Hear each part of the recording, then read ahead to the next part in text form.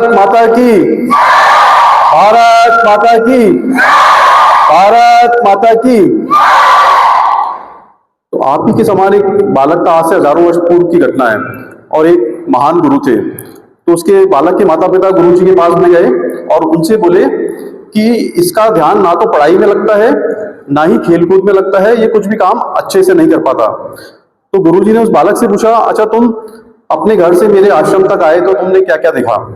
उस बालक ने कहा, मैंने पेड़ देखे, मैंने लोगों को देखा, मैंने गायों को देखा, है ना, मैंने बहुत सारी चीजें देखी, मैंने अपने दोस्त देखे, गांव वाले देखे। तो उन गुरु ने कहा, उसको एक पात्र दिया, मिट्टी का एक पात्र, उसको पानी से भर दिया और कहा कि इस पात्र को लेके जाओ और पूरे गांव में चक्कर लगा करके मेरे पास लेके आओ, और इस बात का ध्यान रखना कि पानी की एक भी बूंद गिरनी नहीं चाहिए। तो उस बालक ने कहा, हाँ ये तो बड़ा आसान काम है, और वो उसने चलना चालू किया।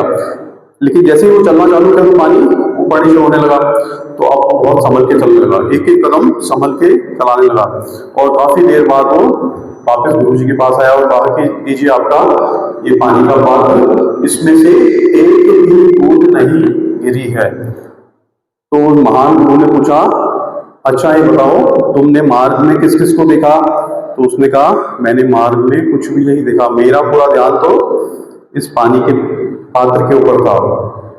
तो गुरु ने कहा, देखो तुमने ये कार्य कर पाए, तुम सफल हो पाए क्योंकि तुम्हारी एकाग्रता थी, तुम्हारा मन इसी काम में लगा हुआ था, इधर उधर नहीं जा रहा था।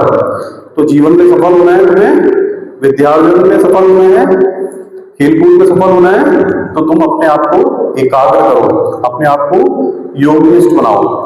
और वो जो महान गुरु थे, उन्होंने एक बहुत ही महान शास्त्र लिखा जिसका नाम था योग शास्त्र, और उनका नाम था ऋषि पतंजलि। क्या नाम था? और उन्होंने अष्टांग योग का मार्ग दिया, कैसे हम ईश्वर को व्यवहारिक तरीके से, प्रैक्टिकल तरीके से हम ईश्वर को जान सकते हैं। तो 8 अंग है, यम नियम आसन प्राणायाम प्रत्याहार ध्यान धारणा और समाधि, ये उन्होंने अष्टांग योग में बताया। और ये जो ज्ञान है, ये जिस परंपरा का हिस्सा है उसका नाम है भारतीय ज्ञान परंपरा, इंडियन नॉलेज सिस्टम, जिसके बारे में हम आपसे बात करने आए हैं। तो इस भारतीय ज्ञान परंपरा का प्रारंभ होता है वेदों से। कितने वेद हैं? 4 वेद हैं। कौन कौन से? ऋग्वेद, यजुर्वेद, सामवेद, अथर्ववेद। सबसे प्राचीन वेद और पूरी पृथ्वी का, पूरी धरती का जो सबसे प्राचीन शास्त्र है वो कौन सा है? ऋग्वेद, है ना, सबसे प्राचीनतम ग्रंथ है ऋग्वेद। और वैदिक साहित्य के 4 हिस्से हैं, संहिता, ब्राह्मण ग्रंथ, आरण्यक और उपनिषद। अंतिम हिस्सा उपनिषद है, इसलिए उसको वेदांत भी कहते हैं। वेदों का अंतिम हिस्सा होने के कारण वेदांत कहते हैं। 108 उपनिषद है, उसमें से भी मुख्य 11 उपनिषद है। और उपनिषद जो है दर्शन का सर्वश्रेष्ठ ज्ञान है। उपनिषद बताती है कैसे हम, हमारी चेतना ईश्वरीय चेतना के समान हो सकती है। अहम ब्रह्मास्मि का भाव जागता है उसमें, है ना, तत्वमसि सोहम, वो और मैं एक ही हैं, ईश्वर और मैं, हम एक ही हैं, है ना। तो ये पूरा भाव जो जागता है ये उपनिषद से जागता है। और उपनिषद की बहुत सुंदर सुंदर प्रार्थनाएं हैं, आप करते भी होंगे। एक बार रीढ़ की हड्डी सीधा करके बैठेंगे, हाथ जोड़ेंगे और मुझे दोहराएंगे, अस्तु मां सद्गमय तमसो मां ज्योतिर्गमय मृत्योर्मां अमृतम गमय।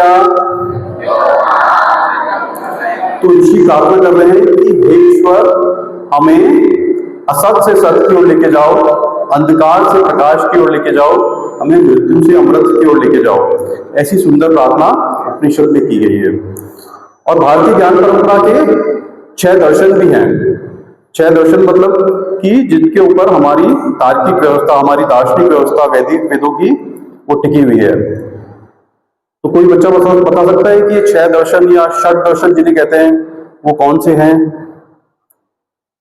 तो मैं बोलता हूं, आप रिपीट करना। पहला सांख्य दर्शन,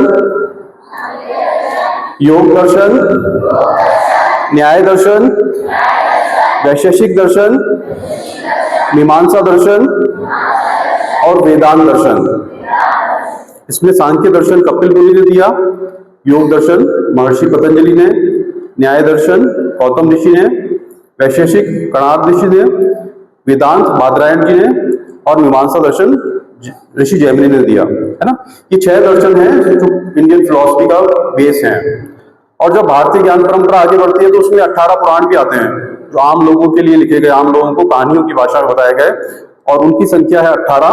और महर्षि वेदव्यास के निर्देशन में उनका संकलन किया गया। और महर्षि वेदव्यास का सार बताते हुए क्या कहते हैं, अष्टादश पुराणेषु व्यासस्य वचनद्वय परोपकार पुण्याय पापाय परपीडनम।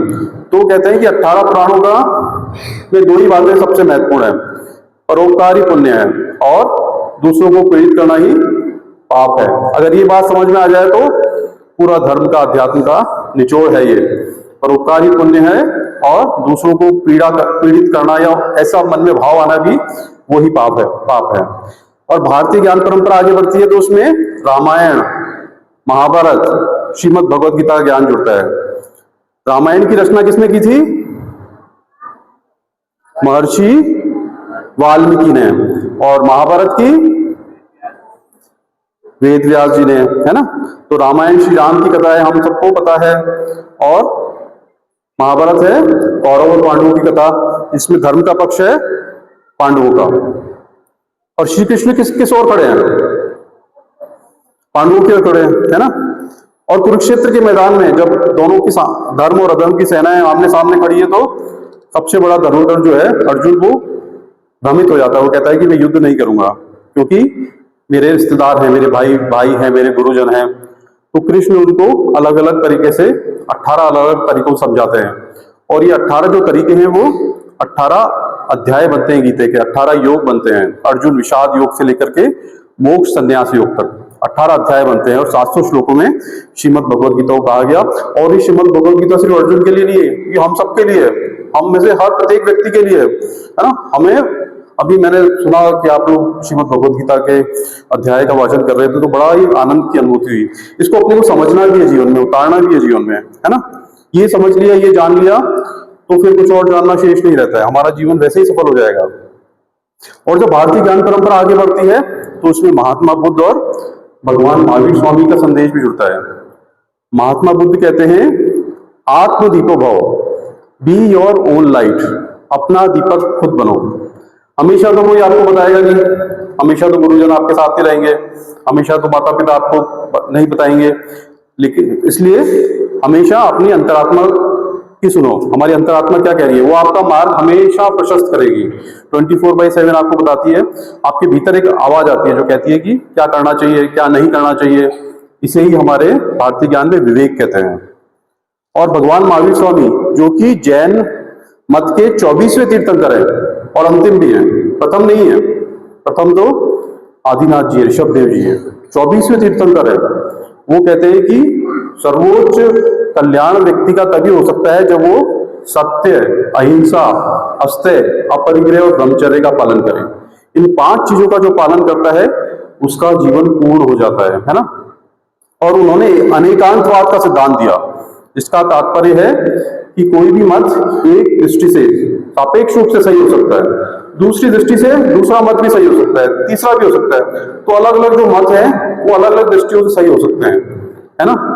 तो इससे सारा वाद विवाद खत्म हो जाता है, सारा झगड़े खत्म हो जाते हैं। तो यह है अनेकांतवाद का सिद्धांत। अगर अनेकांतवाद का सिद्धांत और वसुधैव कुटुंबकम जो हमारी संस्कृति है, अगर ये पूरी दुनिया में सब लोग समझ जाए तो पूरी दुनिया में कितनी शांति हो जाएगी। कोई लड़ाई नहीं, कोई झगड़े नहीं, है ना। और हमारी प्रगति बहुत तीव्र गति से होने लग जाएगी, है ना। कहा गया है कि अयम नीच परोहिति करना लघु चेतसाम, उदार चरिता नाम तू वसुदेव कुटुंबकम, है ना। ये मेरा है तेरा तो छोटी बुद्धि वाले लोग करते हैं, और उदार लोगों के लिए तो पूरी पृथ्वी जो है एक कुटुंब के समान है, परिवार के समान है। फिर भारतीय ज्ञान परंपरा में आदि शंकराचार्य का अद्वैत दर्शन आता है, मध्वाचार्य, रामानुजाचार्य, बहुत सारे भक्ति संत हुए पूरे भारत में, कबीर, रैदास, दादू, नानक, पीपा, है ना। तो इस तरीके से बहुत सारे हर भारत के हर हिस्से में बहुत से संत हुए, उनकी परंपरा भी जुड़ जाती है।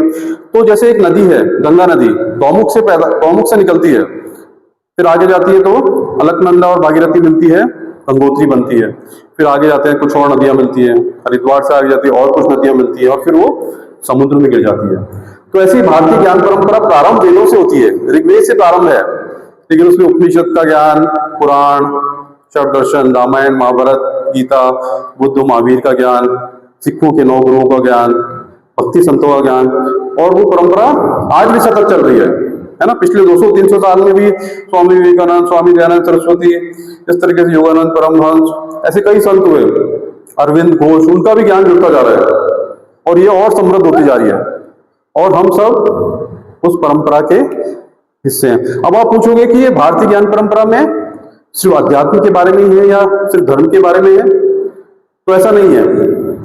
इसमें विज्ञान भी है, इसमें गणित भी है, इसमें स्थापत्य कला भी है, इसमें चिकित्सा शास्त्र भी है, इसमें अर्थव्यवस्था का ज्ञान भी है, इसमें शिक्षा का ज्ञान भी है।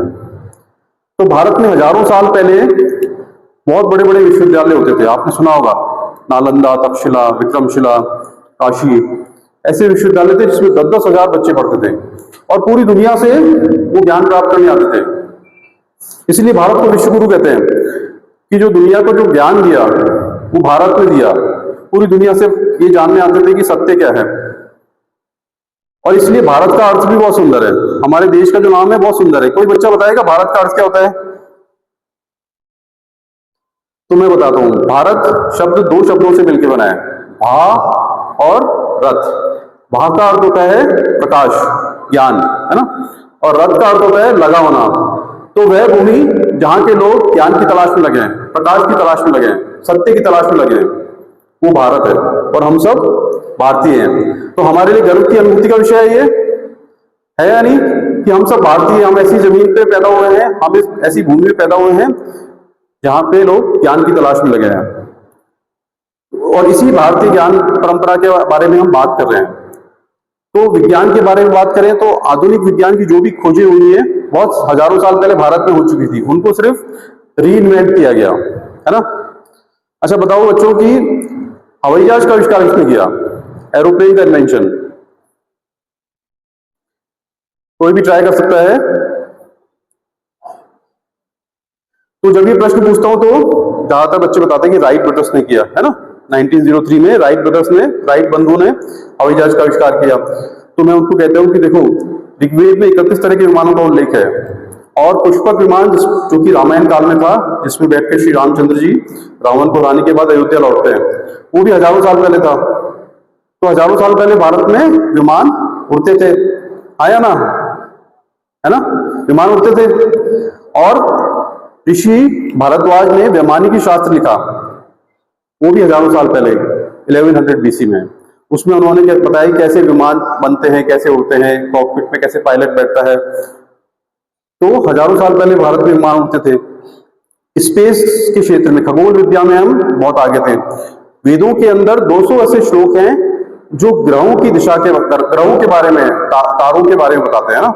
और हमारा जो पंचांग है वो कितना अद्भुत है कि हजारों साल पहले से हम कभी भी जान सकते हैं कि कौन से वर्ष के कौन से माह में कौन से किस समय ग्रहों की क्या स्थिति होने वाली है, वो अच्छी होने वाली है, बुरी होने वाली है। तो ये पंचांग अपने आप में बहुत बड़ा विज्ञान का एक बहुत बड़ा रहस्य है जो हजारों साल से हम यूज कर रहे हैं, उपयोग कर रहे हैं। और इसके लिए जो पाश्चात्य जगत के जो लोग आते हैं वो बड़ा आश्चर्यचकित रहते हैं कि आपका पंचांग इतना समृद्ध है, आप स्पेस के बारे में इतनी जानकारी कैसे रखते हैं। विद्युत का आविष्कार भारत में हुआ, बिजली का। अभी जो पंखे चल रहे हैं, ट्यूबलाइट चल रही है, ये विद्युत की सहायता से चल रही है ना। तो अगस्त ऋषि ने अगस्त संहिता में बताया था कि कैसे विद्युत का निर्माण करते हैं। गणित के क्षेत्र में हम अग्रणी थे। शून्य का आविष्कार भारत में हुआ। आर्यभट्ट ने आर्यभट्टियम में ये शून्य के बारे में बताया, उसके कारण गणित का विकास हुआ। अगर शून्य नहीं होता तो क्या होता? इतनी संख्याएं तो है नहीं हमारे पास में, है ना। 9 के बाद में तो शून्य का उपयोग करते हैं तो 10 बनता है, नहीं तो ये आगे नहीं बढ़ पाता, गणित का विकास नहीं हो पाता। अंकगणित, बीजगणित, त्रिकोणमिति, ये सब भारत में विकसित हुए। पाइथागोरस थ्योरम जो कि ट्राइंगल से रिलेटेड है, वो वास्तव में ऋषि बुधायन ने दी थी पाइथागोरस से 500 वर्ष पहले। तो गणित का विकास भारत में हुआ। विश्व का सबसे पुराना चिकित्सा शास्त्र आयुर्वेद है। आयुर्वेद कहता है कि व्यक्ति एक संतुलित जीवन शैली से 100 वर्ष जी सकता है, ना केवल अच्छे स्वास्थ्य बल्कि प्रसन्नता के साथ में। एक प्रसन्नता के साथ में व्यक्ति 100 वर्ष तक जीवित रह सकता है। ये आयुर्वेद के सिद्धांत हैं। और हमारे यहाँ ऐसे आयुर्वेदाचार्य हुए, सुश्रुत हुए, च्यवन ऋषि हुए, है ना। तो सुश्रुत के बारे में हम लोगों ने पढ़ा होगा। सुश्रुत विश्व के प्रथम शल्य चिकित्सक थे। ईसा से भी बहुत साल पहले, 1000 साल पहले उनका जन्म हुआ था। और उन्होंने 300 तरह की सर्जरीज के बारे में बताया। सुश्रुत संहिता में 300 तरह की सर्जरीज के बारे में बता रखा है। और वो 125 तरह के उपकरण यूज करते थे उस समय। तो कितना समृद्ध हमारा विज्ञान था, है ना। स्थापत्य कला की बात करें, रामायण काल में राम सेतु बना हजारों साल पहले, जो आज भी है भारत और श्रीलंका को जोड़ने वाला ब्रिज, वो आज भी है, हम देख सकते हैं जाकर के। द्वारिका नगरी अरब सागर में एक भव्य नगर है जिसके अवशेष उपलब्ध हैं, हजारों साल पहले बना। जब पूरी दुनिया, बाकी दुनिया जंगलों में रहती थी, गुफाओं में रहती थी, तब हमारे यहाँ बड़े बड़े मंदिर, बड़े बड़े महल, अट्टालिकाएं, ऐसी चीजें बनती थी, है ना। हम कितने समृद्ध थे। अर्थव्यवस्था के क्षेत्र में हम आगे थे। सोने की चिड़िया कहलाता था भारत, इतना सोना चांदी होता था हमारे यहाँ पे, है ना। और पूरी दुनिया के उत्पादन का 3/4 भारत में होता था 1500 ईस्वी तक। 1500 ईस्वी में मुगल आ चुके थे, तब भी पूरे विश्व के उत्पादन का, जीडीपी का 3/4 75% भारत में होता था, और बाकी दुनिया में सिर्फ 25% होता था, है ना। कहते हैं कि भारत में दूध और घी की नदियां बहती थी। इसका मतलब क्या था कि इतने पशु होते थे और इतना दूध होता था कि किसी को शुल्क नहीं देना पड़ता था, निःशुल्क कोई भी उपयोग कर सकता था। तो ऐसा समृद्ध हमारा भारत था। हर गांव में एक स्कूल होता था, गुरुकुल होता था, और वहां विद्यार्थी पढ़ते थे। इसलिए जब अंग्रेज आए, उन्होंने डॉक्यूमेंट किया कि भारत में 97% से ज्यादा शिक्षित है लोग। तो उन्होंने कहा कि इस देश को गुलाम बनाना है तो इसकी शिक्षा व्यवस्था को नष्ट कर दो। तो मैकाले ने शिक्षा व्यवस्था को पूरा परिवर्तित किया। उसने क्लर्क पैदा करने वाली शिक्षा व्यवस्था लेके आया, जिससे हम आज भी जूझ रहे हैं, है ना। तो हर क्षेत्र में, अध्यात्म का क्षेत्र हो या ऐसे क्षेत्र, विज्ञान के क्षेत्र जिनसे कि हमारी भौतिक उन्नति होती है, उनमें भी अग्रणी थे। और तीसरी बात जो भारतीय ज्ञान परंपरा की, वो है कि संस्कारों के ऊपर बहुत ज्यादा हम महत्व देते हैं, है ना। हम माता पिता, गुरुजन, अतिथि, बड़ों का सम्मान करते हैं। तो एक बार सीधा बैठ जाएंगे, हाथ जोड़ेंगे, मैं जो बोलूंगा उसे रिपीट करना है। मातृदेवो भव, माता देवता के समान है। पितृदेवो भव, पिताजी देवता के समान है। आचार्य देवो भव, हमारी शिक्षक ईश्वर के समान है। अतिथि देवो भव, अतिथि देवता के समान है।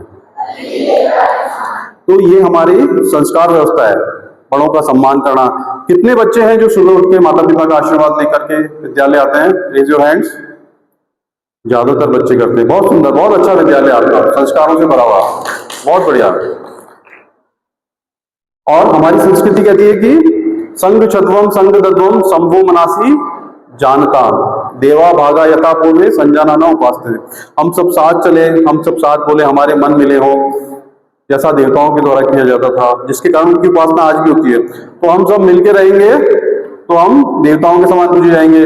और अगर झगड़ा करेंगे जाति के नाम पे, भाषा के नाम पे या किसी और आधार पे, तो पूरी दुनिया में हमें कोई मानेगा ही नहीं, है ना।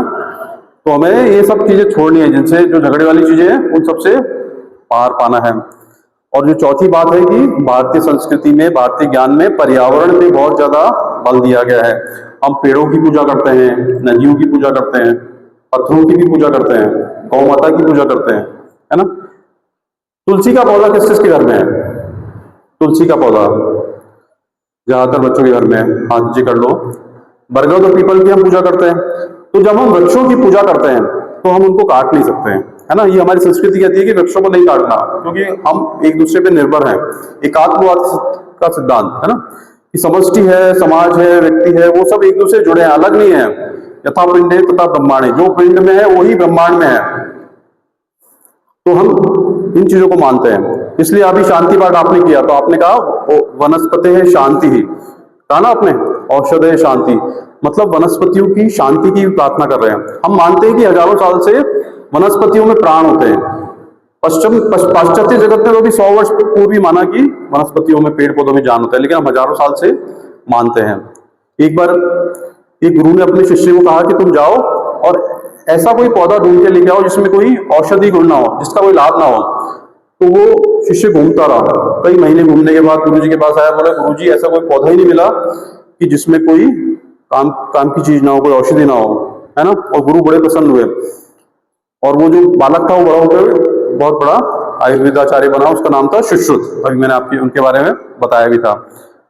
तो हम अध्यात्म के क्षेत्र में, विज्ञान के क्षेत्र में, संस्कारों के क्षेत्र में, पर्यावरण, हर क्षेत्र में भारतीय ज्ञान परंपरा बहुत ही अधिक समृद्ध है।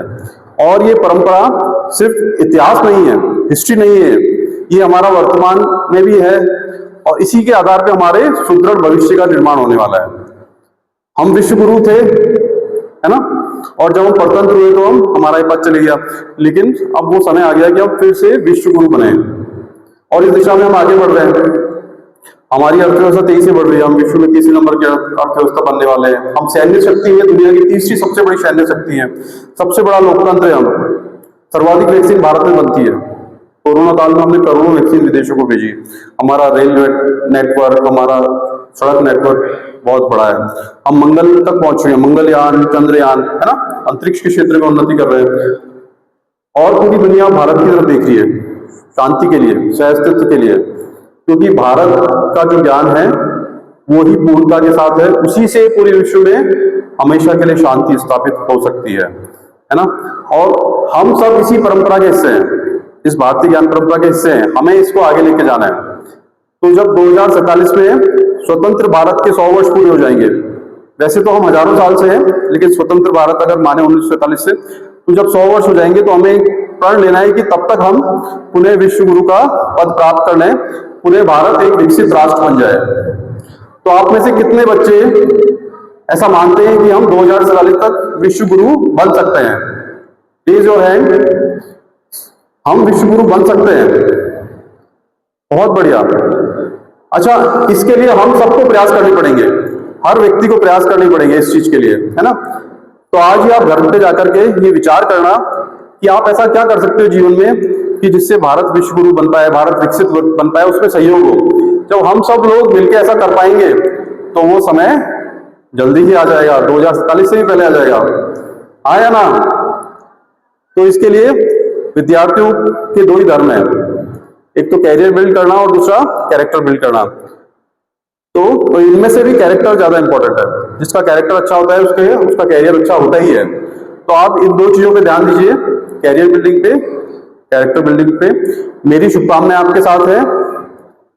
बहुत बहुत धन्यवाद, आपने मुझे सुना। एक बार फिर से बोलेंगे, भारत माता की, भारत माता की, भारत माता की। धन्यवाद, जय हिंद।